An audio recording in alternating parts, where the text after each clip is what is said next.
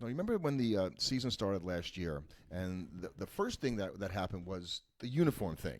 Yeah, I think that was probably the biggest early season storyline, aside from like the rule changes in Ohtani in L.A., was everybody hated the uniforms. Right. We started with his agent Right. misplacing, let's say, some of the money that, anyway. We're going to call that misplacing now. But yeah, all they talked about is they hated the new uniforms, and Nike took heat for it, and basically Fanatics was the one that manufactured the uniforms, and I didn't hear as much about it late in the season. I think everybody decided that they're going to try to do something about it. They did something about it. They got updated uniforms, and my guess is that they were good enough that it was now something that the players couldn't kind of actively complain about, because the uniforms no longer were visibly bad to the fans. That was sort of the initial issue with them, is that like even to the fans just looking at them, they didn't look good. Once they solved that issue, it gets a lot harder. You could see through them. Right. Once that was solved, the players have a lot, because the fans don't really know if the players are they just being whiny when they're complaining about the state of the uniforms or not, even if that's the players not fair. Hated those uniforms. Right, they did hate them. So and so that's how we got going, and the season kicked off in Asia, and it'll kick off this year in Tokyo. But last year it was in Seoul, and the Dodgers and the Padres. And isn't it interesting that they opened the season, and then the Dodgers ended the Padres season in the playoffs, and the Padres probably gave them as good a run for their money in the playoffs as any team. As just about any team. The Padres probably should have won that. Right. They had a chance to beat them. It is interesting having these games, because those games, were really early in the season. I think they started on March 20th and 21st, and then we didn't get the first actual regular season game till a week later, which is just weird. I agree. This whole this is the way MLB is doing it, and I don't really know that people, because you talk about games being broadcast from Asia. So here on the East Coast in the U.S., you want to get up and watch a game at 3:00 in the morning. That's a 7:00 game in Asia. No thanks. I've done that before, but it's not fun. Not for baseball, though. Right. Maybe for a video game tournament. So the season began on the 28th in earnest. It concluded on September 30th. And then the playoffs ended actually this year on October 30th. So we didn't have any November baseball in 2024. We had a pretty good All-Star game this year, actually. Did you watch? Barely. But the American League won again, triumphing over the National League 5-3. They seem to win every year. Yeah, but did they get anything for winning? Not that I care. No. So, I don't understand why don't change that. And then, like we said, obviously the postseason concluded on October 30th with the Los Angeles Dodgers as your 2024 World Series champions. Yes, in an epic Game 5, and we're going to the end to get back to the beginning a little bit, where the Yankees imploded in the fifth inning of the game of Game 5 in the most epic of fashions, and that ended their opportunity to win the World Series. That would have been their 28th. I did think it was an interesting year this year, as we had the first not the first, but the final season for Oakland, the Oakland Athletics in Oakland, as they're leaving them behind, spending a brief period of time, they hope, in Sacramento. 3 years right now, it's looking like it could be. Right, and they're really hoping that doesn't become 30. Yeah, because it could. And the looks like to me, I've been sort of doubting that the A's are ever going to move to Las Vegas. I've said that on this podcast a number of times. I'm actually a little more confident than I used to be about that, because it seems like it's going to come together and get done, and Fisher's going to get it. And it makes total sense for him to find a way to do it, simply because they're going to be worth a lot more when they're in Las Vegas than they are right now, and he's the owner. Duh! That's what everybody... Right, it makes sense. It should work that way. Part of me thinks, but are there really going to be wannabe people that are going to go watch baseball in Vegas in July?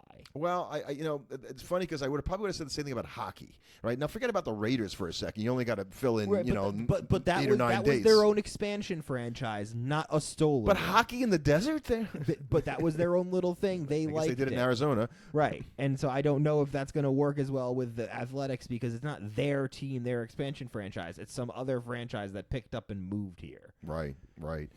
They didn't have the Field of Dreams game in 2024.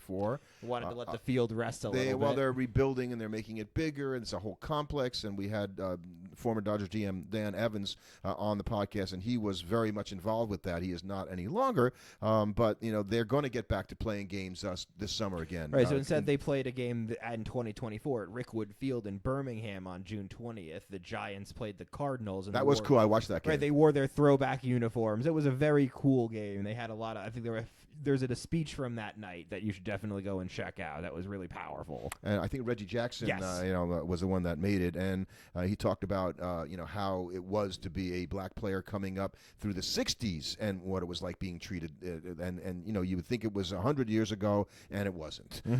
So really important. They honored Willie Mays in that game as well because I believe he had just passed away, and we'll talk about the Hall of Famers and others that did pass away this year. Unfortunately, that's always something you have to talk about every year. We had some fun league leaders this year looking across the two leagues. Bobby Witt Jr. won the AL batting title with Luis Arias winning his third batting title in a row. 3 in a row, two in the National League now, and 1 in the American League. This one split between his time with the Marlins and the Padres, since he was traded early on into 2024. And it's sort of 23. 23. Yeah, I'm sorry, you're right. Yeah. And Arias is the player that everybody loves to hate, right? Because he is the most punchless batting champion, it seems, in history, because all people want to do is give this guy, your ops stinks. Well, and when you hit bases. when you hit 314 at batting average and a 360 slugging, it's not that impressive. And so it is just interesting how valuations, because you would have never vilified a batting champion the way that Arias gets vilified. I just think now people just really, don't even look at it. Just it's not that important, just like wins, in 2024 are not as important, and in 2025 going on, we know that that's not as big a deal. That's why Felix Hernandez. Well, this will come out just before the the voting is done for the Hall of Fame. Felix Hernandez is actually doing pretty well in Hall of Fame voting for a guy who doesn't have the wins you'd expect from everybody else. And Aaron Judge had another amazing season, 58 home runs, 144 RBIs.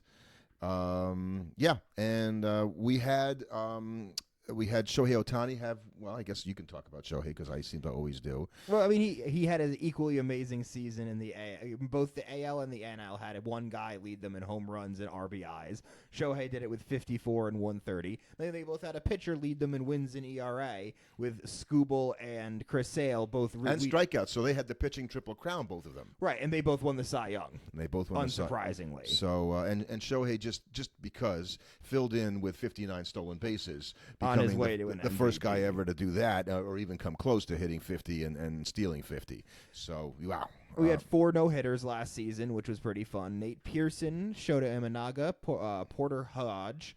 Those were combined no-hitters. They combined at the end of the season in September. Blake Snell, Dylan Cease, and Ronel Blanco. I remember Blanco's each finished their own no-hitter. Right. Blanco did it on April 1st, so that's right at the very, very beginning of the season. I was like the second or third game to throw a no-hitter. And he had a very good season, but when you start the season throwing a no-hitter in your first start, it's kind of all downhill after that. You're not going to unless you can throw a perfect game the next time out. Every time. I looked up how many, I don't know why I look up stuff like this, how many immaculate innings there were. This is a 9-pitch inning.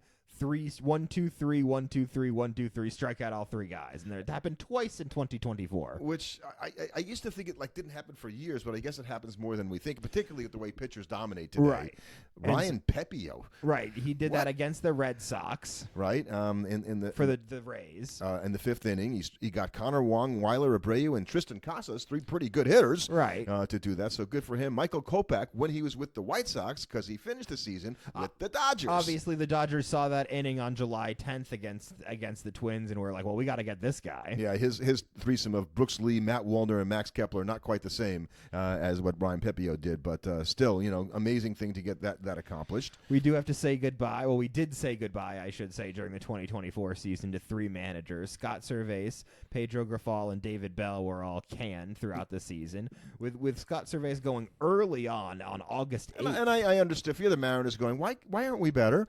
How did we not win the division this year? How can we not be winning? We're really good, and we don't win. Grifol, because the White Sox lost 121 games, and you got to kill somebody, if that's the case. And David Bell, and I feel a little bad for David Bell, because he got all the way to September 22nd. He's like, I managed 150 of the 162 kids. Nah, we don't want you anymore. They could have waited until the end of the season. But at the same time, he had to know he was going. I don't think he was expecting to make it into next season or into the 2025 season. Maybe he said something, or it was a text or something. I don't know what the heck happened there, but like to get all the way there and then get fired. And one of the more interesting esoteric feats of the season, Jose Miranda managed to get a hit in 12 consecutive at bats, which is just not easy to do. Well, not as easy as it's a major league record, is what it is. And I think that probably would be the only time we talk about Jose Miranda for the rest of his career. Mm-hmm.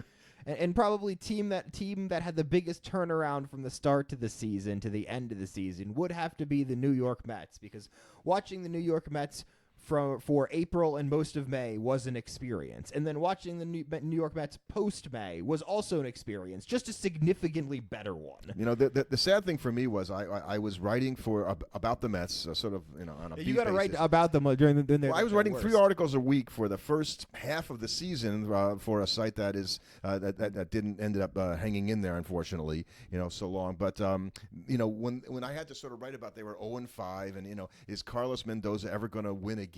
And to write about it every day was living it in a double way. To have to sort of you were just mired in it. Oh God, it was really painful to write about that. And then at one point I wrote this article when they were, I don't know, around 11 and 23, saying, well, for them to get back, and they have to win 16, and they did, and they went on this great winning streak, and I'm like, did I speak it into existence? And so things got better for the New York Mets, unlike for the Chicago White Sox, who just things never got better. They just kept getting worse as they broke the major league record for losses in a season with 121. And as a Met fan, there were some crazy, in my opinion, crazy Met fans, and there's lots of crazy Met fans, that were saying, I really like having the record of 120 losses. Like, no, you don't want that record. That's ignominy. You want nothing to do with that. You don't want people to think about that. So, but there are people saying, oh, it's kind of romantic. They were the stupid, first season expansion Mets and Casey Stengel and the lovable losers. No. We can still call them the lovable losers, and they don't have to have the most losses. Thank you, Chicago White Sox. Right. And another weird story, and I ended up going to Minneapolis for the Sabre convention in 2024, was the whole Twins summer sausage thing. Did you remember this story? Vaguely. Okay, so there's apparently some summer sausage that they had in the cooler, and they would squeeze the sausage after they hit a home run, and the sausage hung around in the dugout for 6 weeks when the Twins went on this amazing winning streak, and then somehow the sausage got lost for a while. And this is true. This really happened, and they found the sausage. But the sausage didn't have the same effect the second time around. Some of the magic wear off while it was lost. So the Twins were squeezing the sausage, I guess, and it helped them for a while, but in the end, it wasn't enough because they didn't make it. So we had an amazing rookie season from Rookie of the Year candidate who, when you don't come up and Rookie play... of the Year candidate, winner. Rookie of the Year candidate and winner. When you come up in May, it's kind of hard sometimes to win Rookie of the Year because you haven't pitched the first 6 weeks. At the same time, I think it's easier than ever to win because unless a guy is absolutely great from the outset, if you come up in May and you're just better than everybody else, they'll give it to you, and that's what they did for Paul Skenes. He came up in May and was just better than everybody else. He started the All-Star game. Right. How cool was that? And that was one of the smart things by MLB to say this guy is the phenom of the year. He's a rookie. Let's make sure we They want to start the guy. Yeah, put him in the start. That's what people wanted to see. Thank you. It's an exhibition game. Nobody cares who wins. Exactly. So Paul Skenes, announced himself. And Ohtani, in talking about the records in great seasons, as we mentioned, Ohtani not only had 50 homers, but he had 50 steals, becoming the 40-40 member, of that club, and the first in game member 126 of the 50-50 club, a club that is not likely to have any members joining anytime soon. No, and we've talked about Ohtani before, so I wouldn't be surprised. What's the over/under on Ohtani steals in this year? 35. Oh, I'm going to say 20. Ooh, wow. He's 20. He's going to pitch. Right. He's not running. He's going to run. He's going to run like pitchers used to run, right? Like sparingly. Yes, and that's what he should. I think he just for distance after games. He wanted to show everybody I could do this, And he did, and then he doesn't ever have to do it again. That's the beautiful thing here. He doesn't have to Right, steal he- another he- base the rest of his career. Right, everybody will know. He's like, well, I did it. So I stole it in a season. I'm a pitcher now. It's more important. We did an episode on switch hitters not long ago, and we mentioned Anthony Santander. Who led the league in home runs, hitting 40. Well, not led the league in home runs, but hit 43 home runs, which is a ton for a switch hitter. Right. I was surprised, right, because the list is not that large of guys that, Mickey Mantle obviously hit 54 and 52. Lance Berkman and Chipper Jones both hit 45, both switch hitters. And then Santander is that Mark Teixeira, a guy whose name who keeps popping up there, and right. And I think this year we had nobody hit any particularly big milestones this year. Corbin Burns had 1,000 strikeouts. Yeah, wow. Aaron Judge hit his 300th home run, which it's meaningful, but for a guy we know is going to hit 400, is hitting 300 that important? Right. Kimbrel and Jansen, the closers. Jansen is fourth and Kimbrel's fifth all-time in saves. You're gonna have to put some closers in the Hall of Fame, and even though I'm not sure I feel either one of them is, I think they're gonna end up in the Hall of Just Fame. if you don't put them in, who goes in? No relievers are going in again. Billy Wagner hopefully will be getting in next week, and we're gonna have Dan Brown come on the podcast at the end of the month and talk about the Hall of Fame votes for this year. So on the Ironman side, Matt Olson has played 600 consecutive games and counting. Yawn. Right, when you think about well, didn't Ripken play 2,400? Right. He's played. Ripken played literally 2,000 more consecutive games than that. Come back to me when you hit 1,000, Matt Olson. Then at least we could be interested. Exactly. Bobby Witt Jr. Had a second consecutive 30-30 season, and that is the first shortstop in MLB history with multiple seasons of 30-30. So Francisco Lindor, just fell short of doing that. Right. He's always. this year. But it's like I'll take him hovering just around a 30-30 season. I'm just fine with that. Exactly. He's only eighth player to actually do that with two consecutive 30-30 seasons. Ryan Braun, Alfonso Soriano, Vlad Guerrero Sr., Barry Bonds, Ron Gant, Bobby Bonds, and Willie Mays. That was the skinny Barry Bonds, by the way. It's impressive. That's a pretty impressive list of players there. It is in there. And we also found that Bobby Witt Jr. had an ops plus of 173. I didn't realize that. Mm-hmm. Okay, 173 for those are 73% better than everybody that played, right? 100 being the average. Like we've had this discussion before, but where Bobby Witt Jr. had an MVP season in just the wrong season. Right. Any other year, he probably is MVP. He just happened to have it in a year where Aaron Judge went, Superman for an entire season. So, kudos to him, and I wouldn't be surprised to see him do it again, and this year become the first player to do it 3 times in a row. Ellie De La Cruz. He had some big numbers. Right, he put up some big numbers. Led the league in stolen bases at 65. So Shohei didn't lead the National League in steals because Ellie did. But Ellie also led the National League in strikeouts. 210 strikeouts. So it's hard to steal 65 bases when you're striking out all the time. You're not getting on base. Right. They would love him to. If he cut down on those strikeouts by even 30%, it would probably make an enormous difference. And that will be what he'll be working on this year, I think.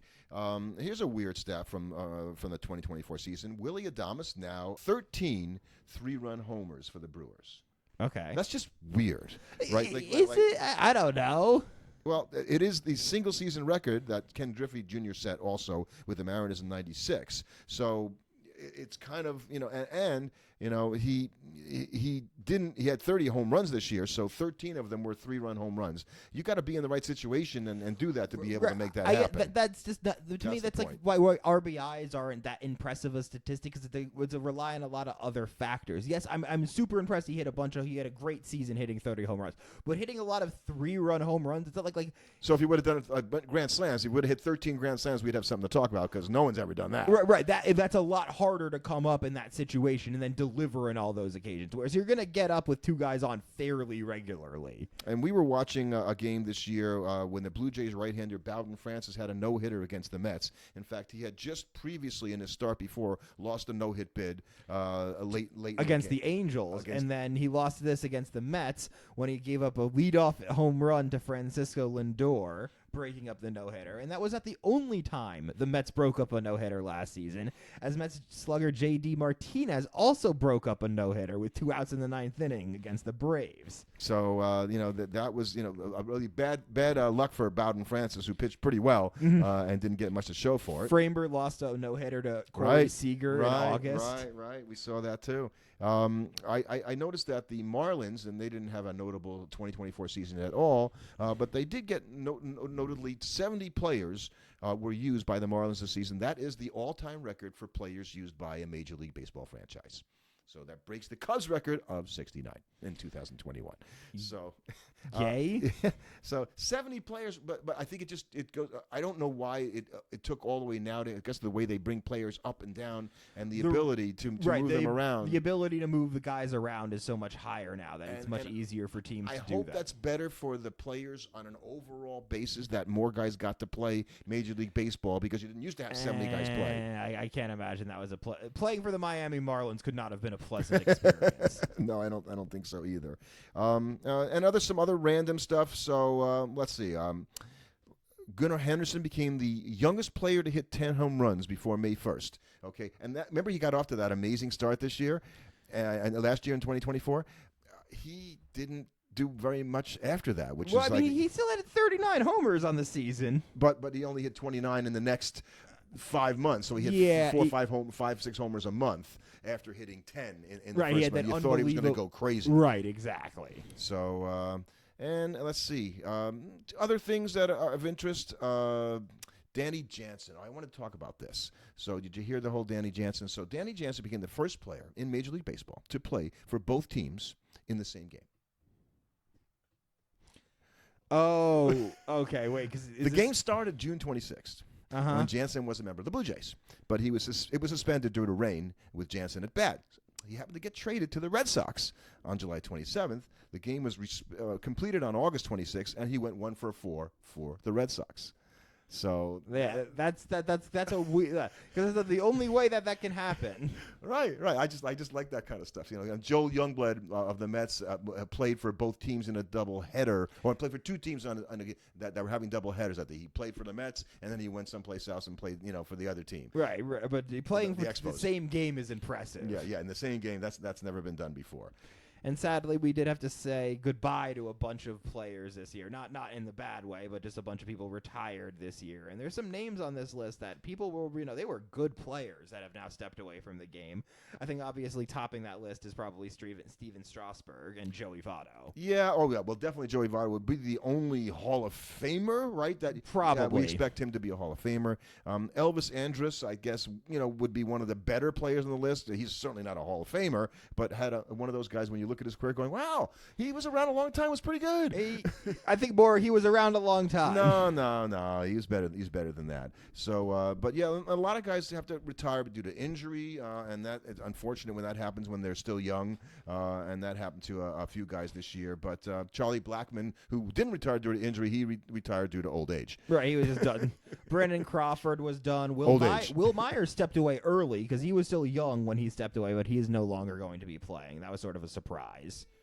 I think other big names, Charlie Culberson is just a guy I remember, him with like Kevin Kiermaier and Clint Frazier. Even Dylan Bundy kind of surprised me, but I guess it's just the injuries have probably piled up a little bit too much. And I guess we shouldn't close on this, but we had Hall of Famers pass away. We talked just a few weeks ago about Ricky Henderson passing away just before his 66th birthday, which would have been on Christmas, and that followed Willie Mays passing away, another Hall of Famer, and was the greatest. I felt living ball player, and then I said, well, maybe Ricky Henderson is the greatest living ball player. Well, I'm not going to say that about Sandy Koufax now because I like Sandy and I hope he hangs around for a long time. So you become the Grim Reaper here. I know. I don't want to be that guy. Orlando Cepeda, another Hall of Famer, also passed away, and so did Hall of Fame manager Whitey Herzog, who you don't know much about. We talked about it in the podcast before. It sounds like he has a baseball name. It also sounds like he has a director name. Whitey that's Herzog Warner was bad for the Mets because he was in the Met organization, and for whatever reason, they let him go to St. Louis, and then he tortured the Mets when he was with the Cardinals. So sounds like something the Mets would do. So that wasn't so good. Pete Rose, also not a Hall of Famer, and maybe now that he's gone, we could see that change. Maybe. And Luis Tiant, who famously told his family not to show up if he did get invited posthumously, if he did make it to the Hall of Fame, unfortunately was passed over just last month for the Hall of Fame. And finally, Fernando Valenzuela, who I remember being in L.A. during his rookie season. Right. And Fernando Mania was real. real. Right, yeah. I think that's one of those things that people that were not in Los Angeles in 1980 probably have a little bit of a difficult time appreciating. I mean, the Dodgers were good, and they won the World Series in '81, and that was the last year I lived in L.A., but it galvanized. Right, it's just because if you weren't there, you don't really understand. Not only the Mexican-American community, which was galvanized because they had never had a player like that have that success at the Major League level, and he was so quirky and interesting to watch, it galvanized the whole city. And so I really, Fernando will be missed and did a lot for baseball after his career. So I don't know, did we leave anything out? I'm sure we did, but a lot of stuff out. That's the thing. There's so many things that happen in a baseball season that you forget all the little storylines, even that you from your team that you watched, you don't remember. We could talk about Met storylines. We didn't and we leave out half of the stuff that we didn't talk about Grimace. Oh no! So, but I'm sure we'll see this year in 2025. We'll see an unbelievable season, and I can't wait to see what kind of craziness is in store for us. And we'll do this again next year so we can remember what we forgot.